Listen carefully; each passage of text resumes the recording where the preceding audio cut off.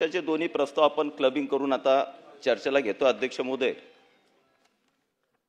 आणि यामध्ये बरेचसे विषय अध्यक्ष महोदय महाराष्ट्रामध्ये महाराष्ट्र पुढे नेण्याच्या दृष्टिकोनातून विकासाला चालना देण्याच्या दृष्टिकोनातून आणि माननीय पंतप्रधान मोदीजींचं जे ध्येय आहे जे स्वप्न आहे की 2047 पर्यंत हा विकसित भारत तयार करायचा आहे आणि त्याचप्रमाणे माननीय मुख्यमंत्री देवेंद्रजींचं सुद्धा एक ध्येय आणि आपलं सगळ्यांचं स्वप्न आहे की 2047 पर्यंत मोदीजीच्या ध्येयाच्या अनुरूप असं काम करून या महाराष्ट्राला सुद्धा विकसित महाराष्ट्र हा करण्याचा आपला संकल्प अध्यक्ष महोदय। आणि देश हा जेव्हाच विकसित होईल 2047 पर्यंत जे ध्येय आहे ते तेव्हाच गाठता येईल ज्या वेळेस महाराष्ट्र विकसित होईल अध्यक्ष महोदय। कारण महाराष्ट्र आहे ग्रोथ इंजिन अध्यक्ष महोदय। महाराष्ट्राची स्वतःचं अर्थकारण हे जीडीपी मध्ये मोठ्या प्रमाणामध्ये योगदान देणारं अर्थकारण महाराष्ट्राचं अध्यक्ष महोदय। आपण पाहतो अध्यक्ष महोदय की 2014 पूर्वी अध्यक्ष महोदय विविध क्षेत्रामध्ये महाराष्ट्रामध्ये मग तो सिंचन क्षेत्र असेल, औद्योगिक क्षेत्र असेल, कृषी क्षेत्र असेल, या मेन सेक्टर मध्ये की जिथून रेव्हेन्यू जास्त जनरेट होतो अध्यक्ष महोदय आणि त्याचप्रमाणे रोजगाराची निर्मिती होते। पण या क्षेत्रांकडे 2014च्या पूर्वी पाहिजे त्या प्रमाणात लक्ष दिले गेले नाही अध्यक्ष। कोरोनामध्ये जर आपण पाहिलं असेल अध्यक्ष महोदय पूर्ण जगामध्ये अध्यक्ष महोदय जवळपास बंद होतं, पण त्याही वेळेस या देशाला अध्यक्ष महोदय कृषी क्षेत्रानं वाचवलेलं अध्यक्ष महोदय। आमचा शेतकरी शेतात होता अध्यक्ष महोदय। आमची खरेदी जर त्यावेळेस पाहिली अतिशय महाराष्ट्राची जर पाहिली तर त्यावेळेस कापसाची खरेदी हे पावसाळ्यामध्ये म्हणजे जुलै ऑगस्ट पर्यंत अध्यक्ष महोदय खरेदी करण्यात आली। कोरोनाचा पिरियड चालू असताना एक बंपर अशी खरेदी महाराष्ट्रात अध्यक्ष महोदय झाली आणि मग शेतकरीच्या मालाच्या उत्पादनातून कोरोनाला फाईट करण्यासाठी भारत देश सक्षमतेने उभा राहिला अध्यक्ष महोदय। आणि त्यावेळेस जगाला सुद्धा अध्यक्ष महोदय आपल्या देशानं खाद्य पुरवण्याचं काम कोरोनामध्ये अध्यक्ष महोदय केलं। म्हणून हे शेती क्षेत्र असेल अध्यक्ष महोदय अतिशय महत्त्वाचं जीडीपी मध्ये किती योगदान आहे हे जर आपण वेगळं ठेवलं अध्यक्ष महोदय खूप ठीक आहे, इंडस्ट्री जास्तच असणार आहे, सर्व्हिस सेक्टरचं जास्त असणार आहे, परंतु कृषीचं योगदान बाकीच्या देशांपेक्षा भारतामध्ये जीडीपी मध्ये अध्यक्ष महोदय कृषीचं योगदान हे सगळ्यात जास्त आहे अध्यक्ष महोदय। तुम्ही अमेरिका अध्यक्ष महोदय बघाल अमेरिकेचं जे योगदान आहे जीडीपी वाढवण्याचं अर्थकारणामध्ये ते जास्तीत जास्त वेपन्स आणि शस्त्रास्त्र निर्मिती त्याच्यामधून असेल, तेलाच्या याच्यामधून असेल, पण इंडस्ट्रीमध्ये बी कमी आहे आणि सगळ्यात कमी असेल तर कृषी क्षेत्रात अध्यक्ष। आणि म्हणून या देशाला नाही जगाला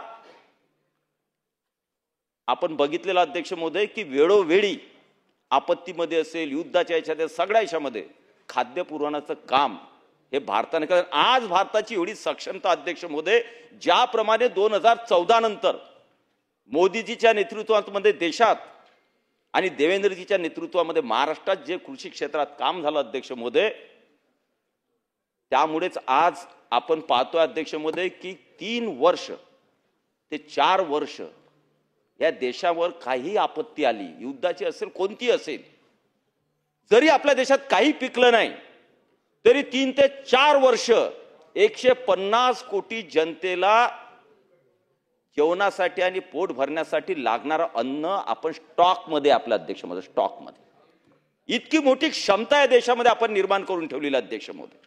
पण हे करत असताना अध्यक्ष महोदय त्याच कृषीच्या याच्यामध्ये आपलं दुर्लक्ष होता कामा नये अध्यक्ष महोदय। 2014 नंतर अध्यक्ष महोदय खूप प्रयत्न या महाराष्ट्रामध्ये आणि देशाचं मी आता बोलणार नाही महाराष्ट्रामध्ये देवेंद्रजीच्या नेतृत्वामध्ये कृषी क्षेत्रामध्ये करण्यात आले। त्यातला सगळ्यात पहिला जर असेल अध्यक्ष महोदय तर जलयुक्त शिवार त्याची यशस्वीता अध्यक्ष महोदय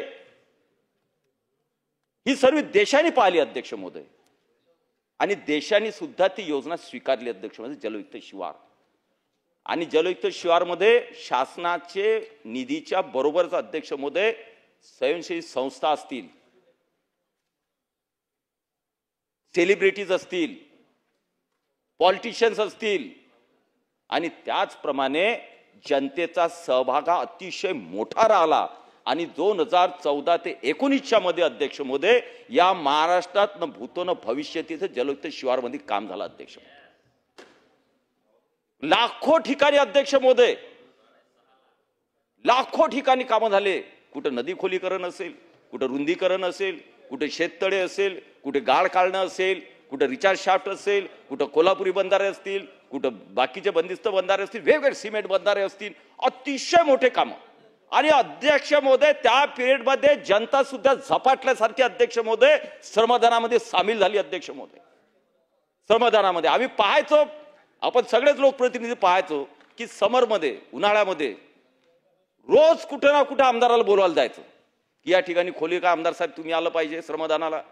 आणि बरेचसे आमदार हे श्रमदान त्या लोकांसोबत करून त्यांचा उत्साह वाढवण्यासाठी जायचे अध्यक्ष महोदय. आणि वेगळ्या प्रकारचे स्पिरिट हे जलयुक्त शिवारच्या माध्यमातून त्याचा परिपाक हा झाला अध्यक्ष महोदय की आपण शाश्वत जे सिंचन म्हणतो अध्यक्ष महोदय, की जे सिंचन अध्यक्ष महोदय धरणावरून घेतलं जातं, सरफेस मधून घेतलं जातं, जे धरणाच्या याच्यामधून पाईपलाईनद्वारे असेल, बाकीच्याद्वारे असेल, पण तो अध्यक्ष महोदय पाण्याची भूगर्भातली पातळी हे वाढवण्याचं काम जलयुक्त शिवारने केलं अध्यक्ष महोदय. आणि आपण पाहतोय की महाराष्ट्रामध्ये डार्क झोन तयार झाले होते 2014च्या पुढे. बरेचसे तालुके असे होते की डार्क झोन मध्ये होते, कारण अतिउपसा, ओव्हर एक्सप्लॉयटेशन ऑफ वॉटर, विहिरीच्या माध्यमातून असेल, बोरवेलच्या माध्यमातून असेल अध्यक्ष महोदय, ते एवढा मोठ्या प्रमाणात झाला अध्यक्ष महोदय की त्यामुळे भूजल स्तर जो आहे तो खूप खाली खाली खाली जात राहिला. आणि त्याचा परिपाक हा झाला की आपली शेती कोरडवाहू राहिली.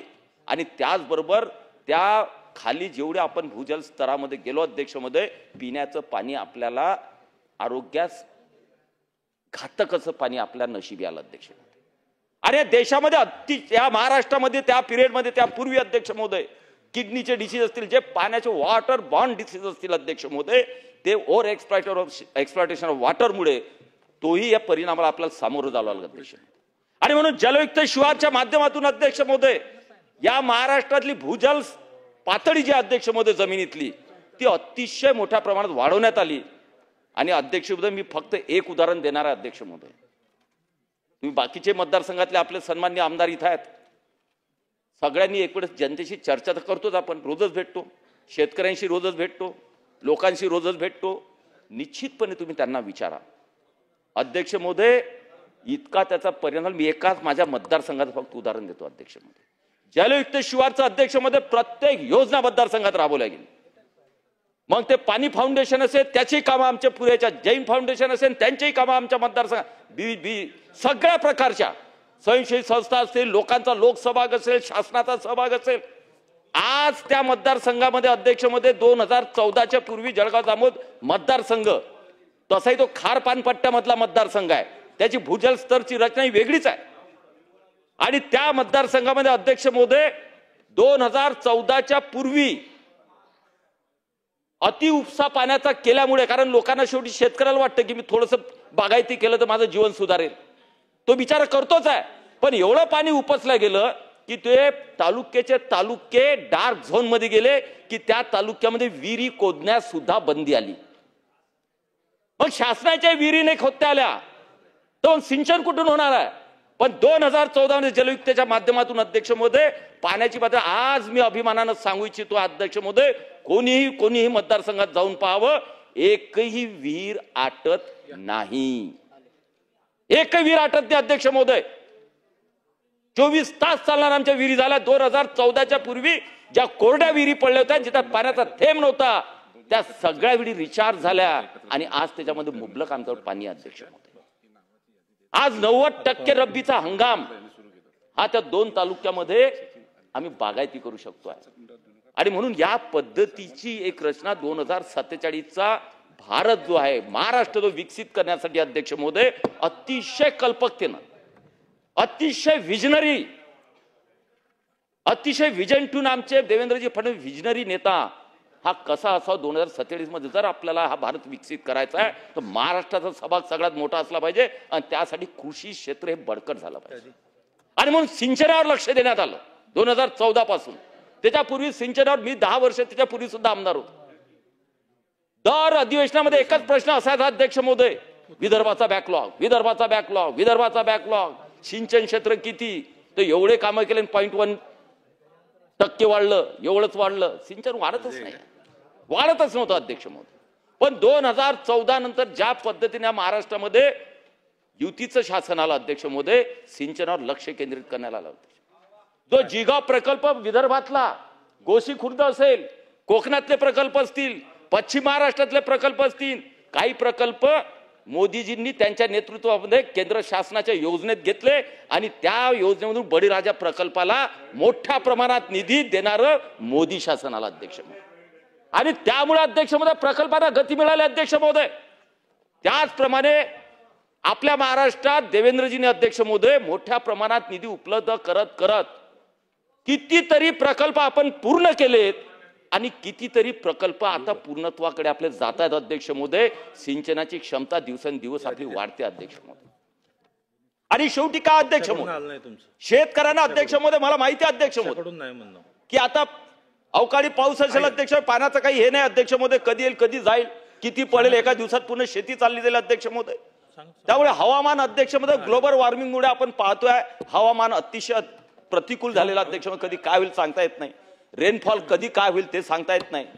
आणि म्हणून त्या पद्धतीनं आता विचार करण्याची पर्यावरणाचा ऱ्हास जो होतोय तो विचार करून आपल्याला 2047 पर्यंत शेती आणि सिंचन याच्या योजना तयार करून एक स्ट्रक्चरल आपल्याला पुढे जावं लागणार अध्यक्ष महोदय. आणि म्हणून आज सिंचनाच्या प्रकल्पाला अतिशय महत्व महाराष्ट्रात दिले जाते अध्यक्ष महोदय. मी एका प्रकल्पाचं फक्त उदाहरण देणार आहे, बाकीच्यांना टेंबू पासून सगळे प्रकल्प माहित आहेत. गोशी खुर्दात कोणत्या झपाट्यानं आपले प्रकल्प पुढे जातात सगळ्यांना माहिती आहे. टेंबूचा आमचे आता तर सुरुवात झाली 2 प्रकल्पाचं ह्या पहिलीच आहे. आज मंत्री महोदय आता तर जलयुक्त शिवारावर मंत्री महोदय उत्तर देणार आहेत. 5 वाजेपर्यंत आपल्याला संपवायचं. असं कसं 2 प्रस्ताव आहेत एकत्र अध्यक्ष महोदय, एका प्रस्तावाने 2 प्रस्ताव एकत्र केलेले आहेत. विनंती आहे, बोलण्याची संख्या जास्त आहे, त्यामुळे थांबवा देणे अध्यक्ष महोदय, नाही तर मग कायमचं थांबून देईल मी अध्यक्ष महोदय. हे बा तुम्ही डिस्टर्ब केलं ना मग जलयुक्तून मला लवकर दुसरीकडे पळायसाठी वेळ मिळणार नाही. तुम्ही डिस्टर्ब पटापट आटपतो एका विषयाला. आणि म्हणून सिंचनाचे प्रकल्प अध्यक्ष महोदय अतिशय जलद गतीने चालू आहे. एकच उदाहरण देतो अध्यक्ष महोदय, गणपतराव देशमुख साहेबला आपले सन्मान्य आमदार होते अध्यक्ष महोदय, 9 टर्मचे की 10 टर्मचे आमदार होते. एक प्रकल्प करणा पूर्ण टेंबूचा तो करण्यामध्ये 10 टर्म गेला त्यांच्या 10 टर्म. मलाही असं वाटतं 2004 मध्ये आमदार झाल्यानंतर जिगाव प्रकल्प होईल की नाही, मी सोडून दिला पिछा 10 वर्ष. पण मोदीजी जेव्हा आपलं आले बळीराजामध्ये तो प्रकल्प घेतला, देवेंद्रजी मुख्यमंत्री झाले, प्रकल्पाला गती मिळाली अध्यक्ष महोदय. आणि आज मी अभिमानाने सांगू शकतो की पहिल्या टप्प्याचं जिगावचं प्रकल्पाचं पाणी आम्ही 2 वर्षामध्ये अडवतोय. जवळपास 44,000 हेक्टरला पाणी देतो. सध्या पीडीएन निघाला अध्यक्ष, पीडीएनचे टेंडर चालू, जोरात काम चालू अध्यक्ष महोदय. आणि म्हणून सिंचनाच्या माध्यमातून शेतकऱ्यांना काय पाहिजे अध्यक्ष महोदय, शाश्वत पाणी. जर त्याच्याकडे शाश्वत पाणी असलं आणि अध्यक्ष महोदय वेळेवर कर्ज मिळालं आणि भाव व्यवस्थित मिळाले तर तो कोणाच्या दारात जाणार नाही अध्यक्ष महोदय. आणि म्हणून भावामध्ये सुद्धा मोदी शासन दरवर्षी चांगल्या प्रकारे कापूसाचे सगळ्याचे भाव वाढवते अध्यक्ष. तरी अध्यक्ष महोदय त्या शेतकऱ्यांकडे अधिक लक्ष देण्याची आवश्यकता. मी एकच फक्त त्या शेतकऱ्यांच्या विषय सांगणार अध्यक्ष महोदय. आपल्या देशामध्ये आपण असे दाखवतो अध्यक्ष महोदय, जे कॅपिटलिस्ट आहेत अध्यक्ष महोदय, असे दाखवतात की शेतकऱ्यांना काय उपकार करून राहिला, एवढा पैसा दिला तेवढा पैसा दिला. आता कोण काय स्टेटमेंट करते मी त्याच्यावर बनवून मला ते अयोग्य स्टेटमेंट वाटतात. तो कोणत्याही पक्षाचा असो, शेतकऱ्यांप्रती संवेदनशील असलं पाहिजे. गलत स्टेटमेंट आपल्या तोंडातून जाऊ नये याची दक्षता घेतली पाहिजे. पण असे दाखवतात की आम्ही काय शेतकऱ्यावर उपकार केलेत, एवढा पैसा याचा दिला तेवढा पैसा त्याचा दिला. हा पैसा अध्यक्ष महोदय अमेरिकेमध्ये जर तुम्ही जाल अध्यक्ष महोदय तर आपल्या शेतकऱ्यांच्या पेक्षा 5 पट सबसिडी या अमेरिकेतल्या शेतकऱ्यांना दिल्या जाते अध्यक्ष. म्हणजे 5 पट आपण ते 2 दुप्पट्टा ना अमेरिकेचा, कमीत कमी अमेरिका जेवढी सबसिडी देते त्याच्या 50% ना, तरी तो शेतकरी खुश होईल. मग एकाकडे अध्यक्ष महोदय अमेरिकेला जीएम सीट जे अध्यक्ष महोदय आपण आणण्याचा किंवा ते आपल्यावर फोर्स करतात की जीएम सीट भारतामध्ये द्या. अध्यक्ष हा देश ज्या पद्धतीने परंपरेनं आपण शेती करतोय तो पूर्ण नाश करण्याचा अमेरिकेचं षडयंत्र आहे. म्हणून आपल्या रिसर्चमध्ये आणि डेव्हलपमेंटमध्ये कृषी खातं जे अध्यक्ष महोदय, जे विद्यापीठात अध्यक्ष महोदय काय रिसर्च करतोय आपण. नवीन नवीन जीएम सारखे अमेरिकेत बनतात जास्त उत्पादन देणारे, पण तो आपल्याला विष खाऊ घालणारे त्या बियाणांच्या ऐवजी आपले कृषी विद्यापीठ कुठे आहेत अध्यक्ष महोदय. किती प्रमाणात तुम्ही चांगले वाण काढताय जे जास्त उत्पन्न देतील. आणि म्हणून अशा पद्धतीनं हा सेक्टरवर आपण विचार करत असताना देवेंद्रजी करताना 2047चं स्वप्न जे आहे ते शेतीच्या माध्यमातून आपण पूर्ण करू शकतो. अध्यक्ष महोदय दुसरा विषय अध्यक्ष महोदय असा आहे, अरे पहिले तो टाइम नाही आहे आहेत ना मंत्री महोदय. रईस भाई आपने भी सुना तो भी बहुत है. रईस भाई आहेत मंत्री महोदय. परिस्थिति ऐसी है कि आपने भी सुन लिया महाराष्ट्र में तो भी हम खुश हो जाते. तो मैं आपके लिए बोल रहा हूँ, चालू करा. सिर्फ आपने भी सुना कुठे साहेब, तो मुझे अच्छा लगता है. कुठे साहेब, मंत्री रहे या नहीं रहे, कुठे साहेब इकडे बघून बोला. हम समझदार हो गए. मंत्री के बिना भी हम बोल सकते और सुन भी सकते. अध्यक्ष महोदय मी दुसरा विषय अध्यक्ष महोदय जास्त विषय घेणार नाही, बाकीचे सदस्य बोलणार त्यांचे त्यांचे ते विषय त्या प्रस्तावातले घेतील अध्यक्ष महोदय. पण दुसरा अध्यक्ष महोदय 2047 मध्ये विकसित भारत आणि विकसित महाराष्ट्र करायचा असेल तर की औद्योगिक नीती अध्यक्ष महोदय, उद्योगाला चालना देणे. कारण शेवटी बऱ्याचशा समज गैरसमज असतात. आता आपण काही लोकांचे भाषण ऐकतो, काही लोकांच्या आपण टीका ऐकतो. अध्यक्ष महोदय जर तुम्हाला देश औद्योगिक दृष्ट्या पुढे न्यायचा असेल तर मातोश्रीहून तर नेला जाणार नाही ना. नेला जाणार आहे औद्योगिक क्षेत्रामध्ये कोण करणार आहे.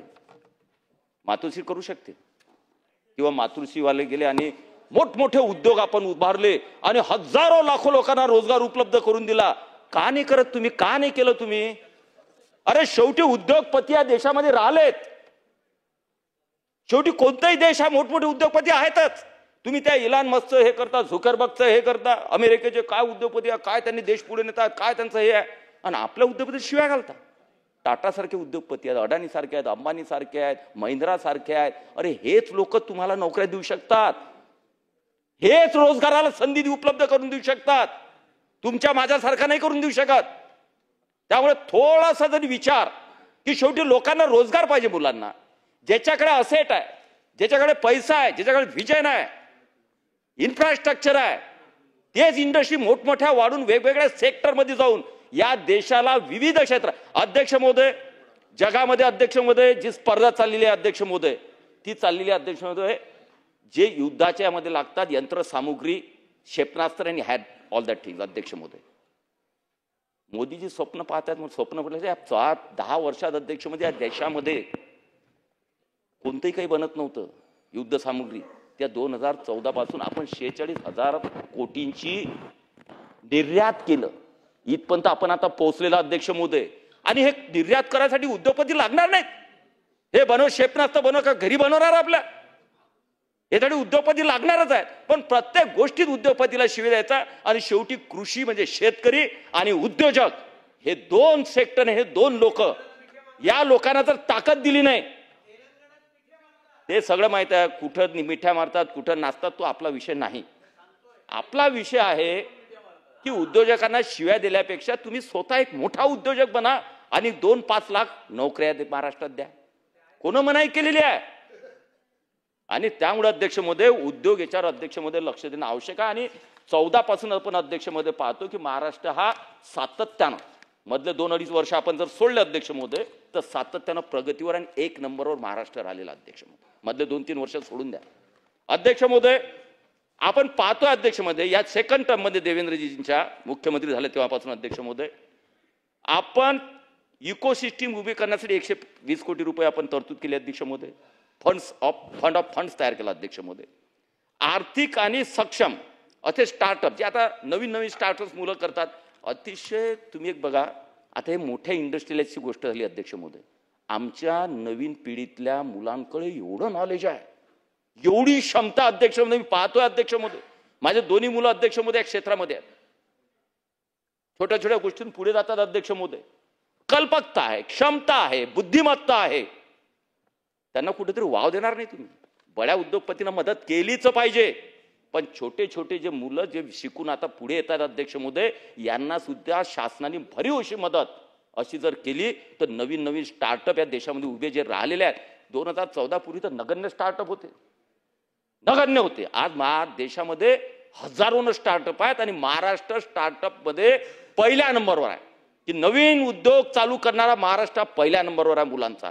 आणि म्हणून नवीन पिढी अतिशय महत्वाकांक्षी अध्यक्ष महोदय, अतिशय टेक्नोसेव्ही अध्यक्ष महोदय, अतिशय कल्पकता. आपण पहा, एक आता आमच्या मित्राचीच मुलगी आहे, तिने अध्यक्ष महोदय जे ड्रोन असतात ते ड्रोन एकत्र करून सगळे ड्रोनची हे करून एका ठिकाणी ठेवून शेतकऱ्यांना भाड्याने देऊन पूर्ण महाराष्ट्रभर फवारणी हे करणे, एक कल्पक ॲप मधून त्या सगळ्या सर्व्हिसेस देणे, ड्रोन पुरवणे.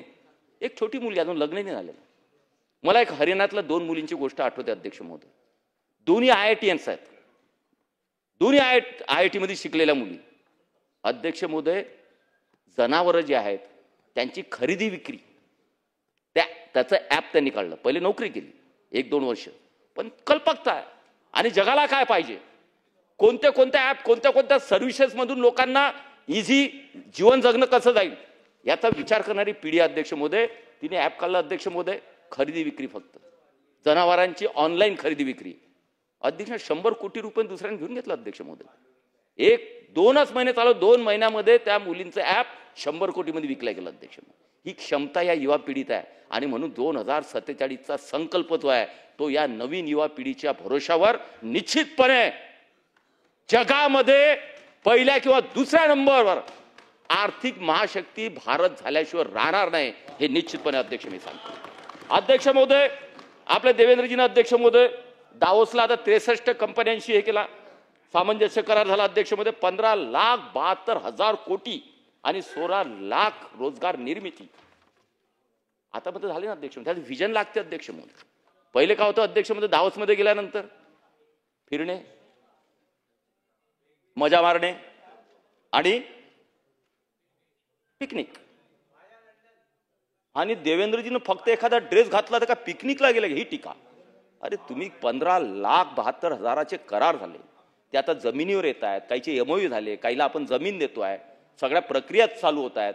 16 लाख रोजगार पण एका दिवसात नाही होणार आहे, काल लागणार आहे, हे सगळ्यांना समजतं अध्यक्ष महोदय. परंतु 5-7 वर्षामध्ये 16 लाख जर आपण निर्मिती करू शकतो. आणि नोकऱ्यामध्ये जिथं तिथं असते, सरकारी नोकऱ्यामध्ये आम्हाला रोजगार कुठे भेटत नाही, बेरोजगारी आहे. का तर सरकारी नोकरी नाही. पण ह्या करोड लाखोनी ह्या रोजगार निर्मिती अध्यक्ष महोदय, मोदीजींनी स्वप्न पाळवत आहेत अध्यक्ष महोदय की तुम्ही नोकरी करू नका किंवा रोजगार करू नका, तुम्ही रोजगार देणारे व्हा. आणि म्हणून आजची पिढी अध्यक्ष महोदय छोट्या छोट्या स्टार्टअप, छोट्या बिझनेस मध्ये अध्यक्ष महोदय 10-20 लोकांना रोजगार देणारी पिढी निर्मिती अध्यक्ष. फक्त माझं एवढं या उद्योगावर एवढं सांगणार अध्यक्ष महोदय की या महाराष्ट्रामध्ये अध्यक्ष महोदय मोठ्या प्रमाणात गुंतवणूक येते आहे, पण त्या गुंतवणुकीचा असमतोल हा महाराष्ट्रात होता कामा नये. आशिषजी, गुंतवणूक जी येते आहे त्याचा असमतोल महाराष्ट्रामध्ये होता कामा नये अध्यक्ष महोदय. कॉन्सन्ट्रेट कुठं होत आहे, सेंट्रलाइज कुठं होत आहे गुंतवणूक? मुंबई, औरंगाबाद, संभाजीनगर, छत्रपती संभाजीनगर, मुंबई, नाशिक, नागपूर, पुणे, चिंचवड. बाकीच्यांचं काय करणार बाकीच्यांचं? हा प्रश्न अध्यक्ष महोदय नवीन पिढीच्या मनामधला सगळ्यात गंभीर प्रश्न आहे. कारण सगळ्यांना या 5-6 शहरामध्ये अध्यक्ष महोदय ह्या सगळ्या कंपनी, सगळ्या इन्व्हेस्टमेंट तुम्ही जर इथंच करायला लागले, त्या मुलांना कुठे यावं लागेल? आणि शेवटी तिथले लोकप्रतिनिधी आम्हाला काय काय लागते अध्यक्ष महोदय? की आम्ही शिकलो कशासाठी? पुण्या मुंबईत नोकरी करायला, नाशिकमध्ये नोकरी करायला, संभाजीनगरमध्ये नोकरी करायला, घर सोडून. का आपण सेंट्रलाइज केलं आहे? का डिसेंट्रलाइज आपण उद्योग करत नाही? ज्या उद्योगाची जिथं आवश्यकता आहे त्या भागामध्ये तो उद्योग का जात नाही अध्यक्ष महोदय?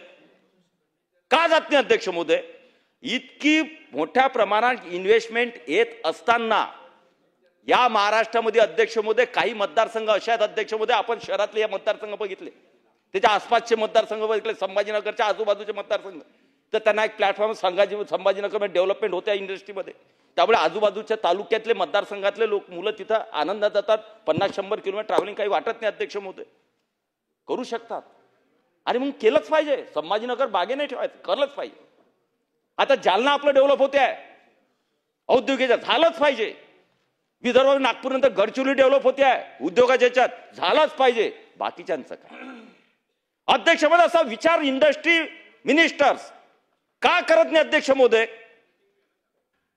की या भागामध्ये कुठं काय करायचं आहे, त्या भागामध्ये अध्यक्ष महोदय असे कितीतरी इंडस्ट्री याच्यामध्ये असतील अध्यक्ष महोदय, की त्या रत्नागिरी किंवा कोकण किनारपट्टी किंवा पुण्या मुंबईपेक्षा दुसऱ्या बुलढाणा जिल्ह्यात, जळगाव जामोदमध्ये, अकोल्यात इकडे गेल्या तरीही त्या इंडस्ट्री सर्व्हाइव्ह करू शकतात किंवा फिजिबल होतात. आणि मग अशा पद्धतीने केव्हा विचार करणार अध्यक्ष महोदय आम्ही, तेव्हा 2047चं स्वप्न पाहतो आम्ही. आणि जर त्या कृषी बदला तो जळगाव जामोद असेल, अकोट असेल, तेलारा असेल, वाशिम असेल, हे जो भाग आहे तो दुर्लक्षित राहिला अध्यक्ष महोदय. देऊळगाव असेल, सिंदखेड राजा असेल, मोजरी असेल, हे भाग दुर्लक्षित राहिला अध्यक्ष महोदय. आमच्या मुलांनी काय मुंबईमध्ये नागपूरमध्ये नोकऱ्या करायच्या अध्यक्ष महोदय, कधीतरी सारासार विचार करावा लागेल. अरे नाही, 15 लाख कोटी पैकी 50,000 कोटी तर त्या पश्चिम विदर्भात द्या. 2-3 इंडस्ट्री तुम्हाला सांगता येत नाही. अकोल्यामध्ये जर एखादी 50,000 कोटीची इंडस्ट्री अध्यक्ष महोदय झाली, तर बुलढाणा, अकोला, वाशिम आणि यवतमाळ आणि अमरावती 5ही जिल्ह्याचे मुलं तिथं नोकरीला जाऊ शकतात अध्यक्ष महोदय. सेंट्रलाइज अकोला होऊन जाते अध्यक्ष महोदय.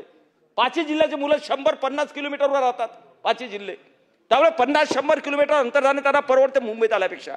कधी विचार करा अध्यक्ष महोदय आपण की 50,000 कोटी 1 लाखाची इन्व्हेस्टमेंट पश्चिम विदर्भात केली पाहिजे. मागास राहिलेला आहे, आणि त्यातही बुलढाणा, वाशिम आणि अकोला या 3 जिल्ह्यामध्ये इंडस्ट्रीयल नावच नाही. काही कोणाचं दुर्लक्ष आहे अध्यक्ष महोदय. म्हणून आमची पूर्ण फोकस अध्यक्ष महोदय विश्वास आहे देवेंद्रजीवर.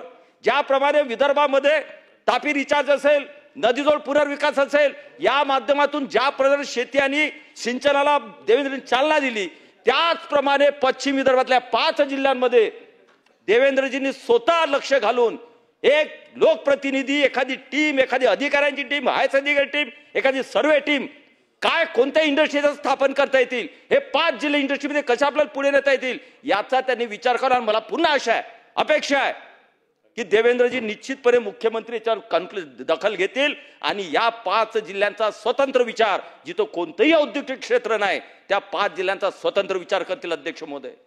कृषीवर आधारित अध्यक्ष महोदय उद्योग त्या भागात येऊ शकतात. कापूस मोठ्या प्रमाणात, कापसाच्या सूतगिरण्या कुठे आहेत? आमच्या अध्यक्ष महाराजांच्या मतदारसंघाच्या जवळपास इचलकरंजी वगैरे भागात कापूस पिकतो कुठं? विदर्भात. सूतगिरणीला चालना कुठं मिळतं? अध्यक्ष काय चाललं अध्यक्ष महोदय? आमची अपेक्षा राहणार अध्यक्ष महोदय देवेंद्रजींकडून, मुख्यमंत्र्यांकडून, उद्योग मंत्र्यांकडून, की कमीत कमी तुम्ही ज्या व्हिजननं चालताय त्या व्हिजन मध्ये कुठेतरी आमचा पश्चिम विदर्भ जो आहे तोही मागे राहता कामा नये. एक स्वतंत्र विचार पश्चिम विदर्भाचा केला पाहिजे अध्यक्ष महोदय. आज जळगाव जामोद संग्रामपूर तालुका एकही विहीर आमची आटत नाही. 3 धरणं आमचे पूर्ण झाले, 2 धरणं 2 वर्षात होत आहेत. मग तिथे एखादा साखर कारखाना आपण नाही करू शकत?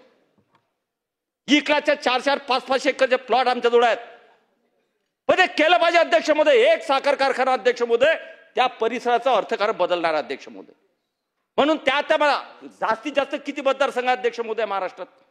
288 पैकी जास्तीत जास्त 70-80 मतदारसंघ असे निघतील की ते उद्योगाच्या विकासापासून कोसो दूर आहेत. बाकी कुठे ना कुठे शहराच्या टचमध्ये आहेत आणि त्यामुळे तिथं लोकांना येणाऱ्या सोयी होते, नोकरी भेटते, सगळं होते.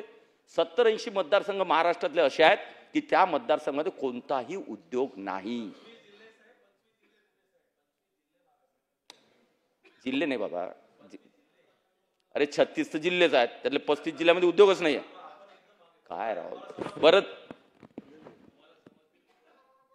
ठीक आहे, माझं जेवढं नॉलेज आहे तेवढं मी सांगतो. तुमचं नॉलेज माझ्यापेक्षा जास्त आहे, त्यामुळे तुम्ही तुमचं नॉलेज नंतर वापरा. आम्हाला मार्गदर्शन करा, आम्हाला मार्गदर्शन करा. तसंही अध्यक्ष महोदय या पश्चिम विदर्भाचा विचार करा अध्यक्ष महोदय. थांबा ना खरात साहेब, काय काय लावलं तुमच्या वेळेस बोला ना तुम्ही. आपण पश्चिम विदर्भाला मागे करायला माहिती आहे? कुठे साहेब का राहिलो आपण मागे? माझ्याकडे बघून आपण नाही नाही, का मागे राहिलो त्याचं कारण हे आहे, कधीच एकत्र बसणार नाही, एकत्र विचार करणार नाही अध्यक्ष महोदय. आणि म्हणून माझं अध्यक्ष महोदय, मुख्यमंत्री महोदय, माझी विनंती आहे अध्यक्ष महोदय की या पश्चिम महाराष्ट्रामधल्या ज्या औद्योगिक संघटना आहेत, ज्या वेगवेगळ्या संघटना आहेत अध्यक्ष महोदय, तिथले लोकप्रतिनिधी असतील अध्यक्ष महोदय, तिथले कृषी तज्ञ असतील अध्यक्ष महोदय, तिथले काही संस्था असतील, स्वयंसेवी संस्था असतील, या सगळ्यांची एकत्रित बैठक घेऊन अध्यक्ष महोदय या पश्चिम विदर्भाचा कोणत्या इंडस्ट्री इथे येऊ शकतात, कोणत्या आणायला पाहिजे, स्वतंत्र विचार अध्यक्ष महोदय या अमरावती विभागाचा झालाच पाहिजे अध्यक्ष महोदय. कारण 2047 मध्ये देश विकसित होईल, महाराष्ट्र विकसित होईल, त्या पश्चिम विदर्भ विकसित नसेल, ही सगळ्यात मोठी आपल्यासाठी हानी पोहोचणारी गोष्ट आहे अध्यक्ष महोदय. आणि म्हणून कळकळीची विनंती अध्यक्ष महोदय, आमचा विश्वास का देवेंद्रजीवर अध्यक्ष महोदय, कारण त्यांचं विजन अध्यक्ष महोदय. पण एवढ्या कळकळीनं आम्ही आतापर्यंत बोललो, परंतु काही गोष्टी अशा मध्ये घडत गेल्या अध्यक्ष, सरकार इकडे तिकडे होत गेलं अध्यक्ष महोदय. आता 5 वर्ष आहेच, आता परिस्थिती आहे, आता पैसा आहे, तुमच्या क्षमता आहे, आता एकत्रित मिटिंग घेऊन पश्चिम विदर्भाचं तुम्ही काय करणार, किती ठिकाणी साखर कारखान्याला परमिशन देणार. आज तुमचं स्वप्न आहे ना 5-7 वर्षामध्ये पश्चिम विदर्भ या महाराष्ट्रातला सगळ्यात इरिगेटेड रिजन होणार आहे. मग त्या हिशोबाने आतापासून प्लॅनिंग करा, किती साखर कारखाने, कोणते काय अजून आपल्याला कृषी आधारित कारखाने करता येतील अध्यक्ष महोदय. सेमी कंडक्टर अध्यक्ष महोदय ते फक्त काही तिकडेच होऊ शकतात अध्यक्ष महोदय, एका समुद्राच्या किनाऱ्यावर अध्यक्ष महोदय, फक्त एक्सपोर्टसाठी. पण तर आमच्याकडे जर झालं अध्यक्ष महोदय, नागपूर रिजन मध्ये, आमच्या अमरावती रिजन मध्ये सेमी कंडक्टरची इंडस्ट्री का नाही टाकतायत अध्यक्ष महोदय. तिथून सप्लाय जो आहे तो भोपाळ असेल, दिल्ली असेल, पूर्ण देशभर सप्लाय सेंट्रलाइज आमचा भाग आहे. तुम्ही एका किनाऱ्या पट्टीवर टाकणार आणि तिथून तुम्ही फक्त एक्सपोर्ट करू शकता. इम्पोर्ट करत किंवा आतमध्ये पुऱ्या देशात तुम्हाला पोहोचायचं सेमी कंडक्टर, तर सगळ्यात मिड मध्ये पश्चिम विदर्भ आहे देशाच्या. का असा विचार करत नाही अध्यक्ष महोदय. आणि म्हणून माझी कळकळीची विनंती अध्यक्ष महोदय, या प्रस्तावाच्या निमित्तानं राहणार अध्यक्ष महोदय की तुम्ही याचा पश्चिम विदर्भाचा टाइम बाउंड कार्यक्रम ठरवून या जिल्ह्याचे सगळे आम्ही यंत्रणा, सगळ्या प्रकारचे जे आहेत स्वयंसेवी संस्था आम्ही सगळे आता जमा करणार अध्यक्ष महोदय. एक सर्वसार मीटिंग सगळ्या आमदारांची, सगळ्या संस्थांची, जे जे याच्यात इंटरेस्ट आमच्या पश्चिम विदर्भात आहेत त्या सगळ्यांची मीटिंग आम्ही घेतोय आता एखाद्या महिन्याच्या आतमध्ये. आमचं एक पश्चिम विदर्भाचं विजन जे आहे ते आम्ही माननीय मुख्यमंत्र्यांपर्यंत सादर करू. आणि आम्हाला पूर्ण आशा आहे आणि पूर्ण अपेक्षा आहे की पश्चिम विदर्भ हा सुद्धा उद्योगात मागे मुख्यमंत्री राहू देणार नाहीत. त्यासाठी त्यांनी प्रयत्न करावे आणि पश्चिम विदर्भाच्या लोकांचे आशीर्वाद तसेही त्यांचे मामा तिथे राहतात, त्यामुळे आशीर्वाद आहेत, त्यामुळे आमची अपेक्षा त्यांच्याकडून आहेच. आणि म्हणून पश्चिम विदर्भ मागे राहता कामा नये. मराठवाड्याबद्दल एवढंच बोलेल अध्यक्ष महोदय की संभाजीनगर नंतर जालना औद्योगिक क्षेत्रात मोठी प्रगती, कॅरिडॉर बनत आहे अध्यक्ष महोदय. स्टील पासून सगळ्या इंडस्ट्री अजून वाढल्या पाहिजे. आता ह्या 2-3 जिल्ह्यामध्ये जो कॅरिडॉर बनतोय इंडस्ट्रीचा, तो हिंगोली, परभणी, लातूर, बीड इकडे कसा जाईल. इकडे आपलं धुळे असेल अध्यक्ष महोदय, नंदुरबार असेल, जळगाव खान्देश असेल, थोडाफार आपण कुठे जास्त आहे. मग तुम्ही 5-10 ठिकाणचं सेंट्रलाइज करून तुम्ही इन्व्हेस्टमेंट आणाल अध्यक्ष महोदय, तर आमच्या भागातल्या लोकांनी कुठे जायचं. शेवटी यायचं नोकरीला मुंबईत. म्हणून मुंबईत नोकरी न करता माझ्याच मतदारसंघात, माझ्याच जिल्ह्यात त्याला नोकरी भेटली पाहिजे. या पद्धतीचा विकसित भारत हा 2047 पर्यंत महाराष्ट्र तसा निर्माण करण्याची जबाबदारी ही आपल्यावर आहे, एकट्या देवेंद्रजीवर नाही आहे. म्हणून सगळ्यांनी एकत्रित विचार करून पुढे नेला पाहिजे. देवेंद्रजींनी त्यांना सपोर्ट करून हा पश्चिम विदर्भ आणि बाकीचंही जे काही जिथं जिथं कमतरता असेल ते एकत्रितपणे विचार करावा. एवढीच नम्र विनंती करतो. थांबतो. जय हिंद, जय महाराष्ट्र.